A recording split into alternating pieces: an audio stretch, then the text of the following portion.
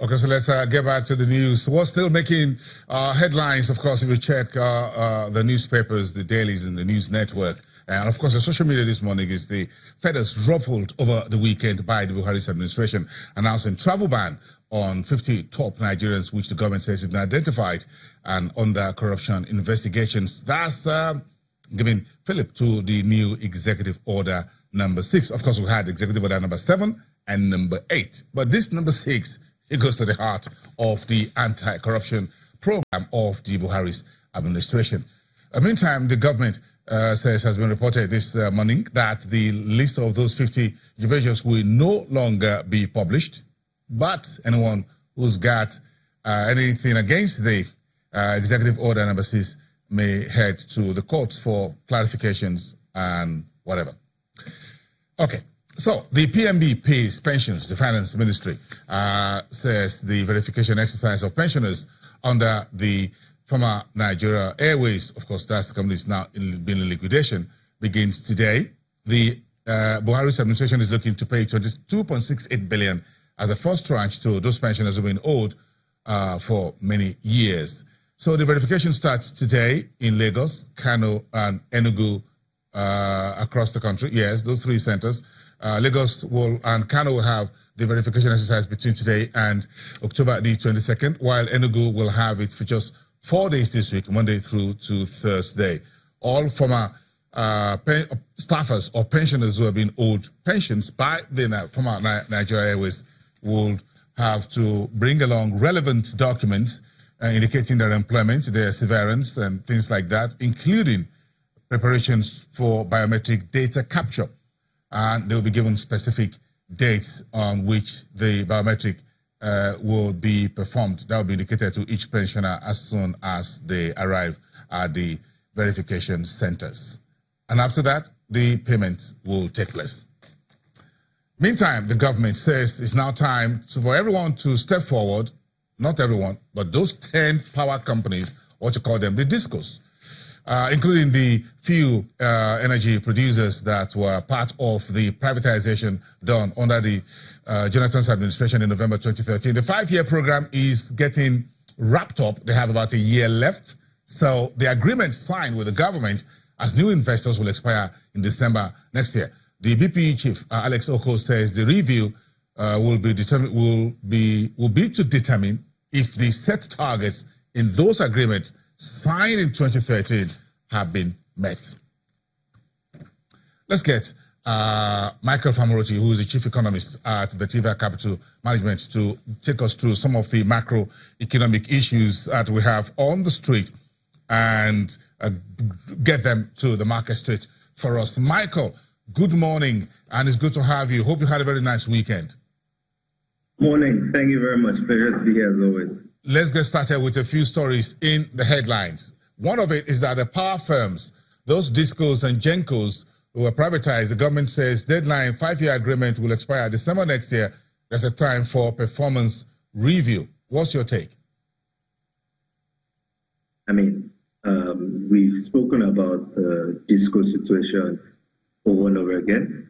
I don't think anything tangible has changed actually within the last year. The challenges still remain the same thing.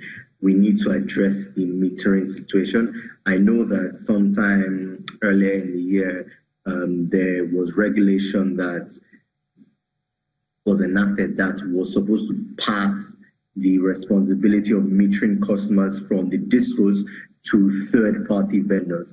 And I know that earlier this year, there was a bidding process for those 30 third-party vendors to come out and be basically sanctioned to then start metering customers, right? And I haven't seen any updates on that process, but for me, that remains fundamental to any change in the health of the discos because, like we've said before, their challenge has been liquidity and getting their customers to pay them, right?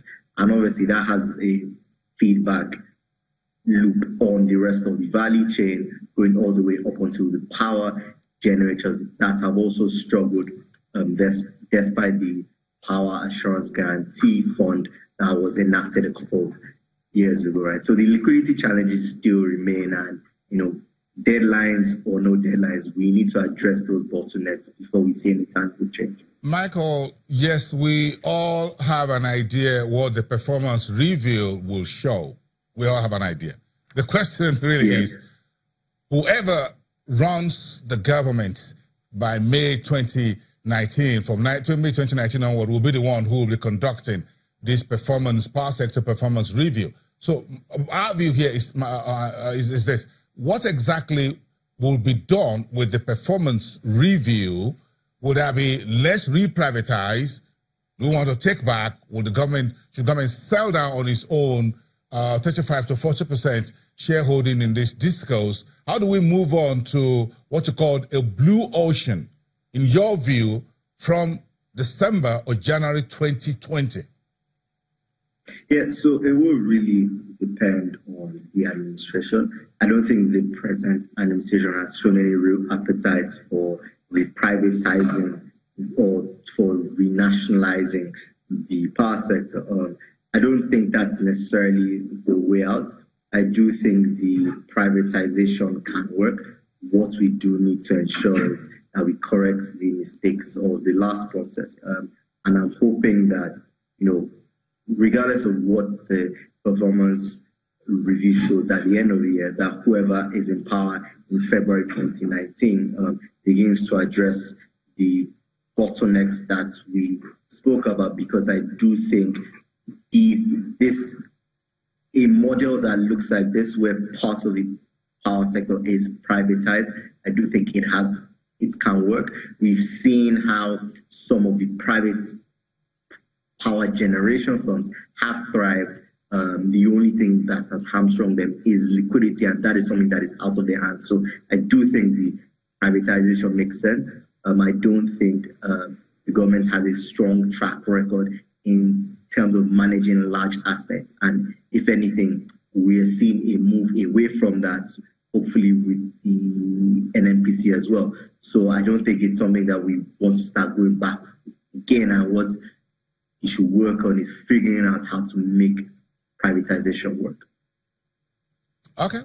We have between now and December next year to see what comes out of that. But the exchange rate and FX reserves is back in the conversation. To the governor of the central bank, Godwin Emefiele, says the job now is to make sure we have stable exchange rate, and this is not the time to run around and talking about building FX reserves. Do you see these as a bit of signaling, a different bit of a signaling from the central bank that had always believed that a very strong FX reserves is as good as a stable exchange rate? Or do you think this is just the status quo? Yeah, I do think it's status quo. I do think what the CBN governor said makes sense. My stance has always been, yes, we like external reserve buffers, but ultimately they are there for a reason, and they are there to stabilize the exchange rate. As long as we have this multi-exchange rate regime where we're trying to manage how much the naira floats, then we need external reserves to be able to make sure that we can actually defend the currency. And I think the central bank has done that over the last couple of months, because the decline in reserves has come on the back of that. And that doesn't worry me, because that is the purpose of reserves. Oil prices are strong as well, so that should support reserves growth over the next couple of months at least. But on this respect, I do think that the central bank governor has his eye on the ball. Should we take out more debt? The Honorable Minister of Budget and National Planning says, yes, we can take more debt. We're not running a debt risk at the moment. Where do you think we should go? I think right now, Nigeria does not have much wiggle room in terms of debt. So people will point out that our debt to GDP ratio is somewhere around 20%, and that's fine. But when you look at the fact that the government is spending about 60% of its revenues on just debt servicing alone, it indicates that there isn't much room to borrow more. At the same time, the reality is that revenues haven't grown much. So if you look at non-oil revenues, they've actually declined as a percentage of GDP in the last couple of years, right? So the challenge is that the government hasn't been able to grow revenues, and it wants to spend. So the only real alternative is debt. But unfortunately, I think we are running a significant debt risk, giving us space of borrowing, and we do need to look seriously at non-oil revenues, especially because current debt levels or debt servicing levels are very worrying. So I would have to disagree with that idea that we have room to grow our debt even more. Okay, let's take a quick look at your 6-page report you folks released, Vetiva released about 5 days ago on October the 10th. That's the middle of last week. And you folks wrote that we expect politics to remain belly of the ball. And you talk about how politics will play a very important role in where we're going as far as the market is concerned in Q4. We talk about, well, yes, we've done the primaries, that's come and gone. Then we have the post-primaries. You folks says you expect improved clarity to inspire a bit more investor activity. The final paragraph, you folks says we see a possibility of bargain hunting activity close to the election across severely beating down stocks. Do you see last week 0.23% gain on the composite index as that signaling that, yes, folks are taking bit of the political fever out of their consideration, and there is now time for discerning investors to make some take some position in stocks? Yeah, like you said, we do expect people to position ahead of the elections. Not sure last week was that in particular. I think last week was just a case of stock gains, and we're likely to see a bit more of that over the next couple of months. The general market trend will be downwards. Activity wouldn't be large, but also as earnings begin to trickle in, then we know that takes time when people use the opportunity of larger trading volumes to take positions. So we're looking at that, or perhaps the commencement of when people begin to seriously take positions ahead of the elections. Despite that, just like you mentioned from our reports, we don't expect much in terms of positive market sentiment or even trading activity till after the February polls. Okay, so looking forward, as part of your investment note last week, do you see a bit of the announcement from the Buhari's administration about some IPOs coming through in this quarter, like Indorama and Sky Aviation Sky Highway Airways Holdings as some fillip for investors who are hungry for new offerings in the market or new investors coming through, those who are in the market to see something new to bite on? Yes, something new is good. I don't think they're going to cause much of a stir, but something new is good, and it does bring more diversity to the table, especially when the market picks up as well. So their entry may be a bit low-key, but I think from 2019 we will begin to see the rewards of some of the listings that have happened, and that will probably happen over the next 18 months. So I do consider that bit as good news. Any idea, over the last week or two, we've seen a few announcements of companies on the market talking about rolling out some CPs, what you call commercial papers. For example, Eternal Oil is looking for about 10 billion. Mian Baker is also on the street, among a few others.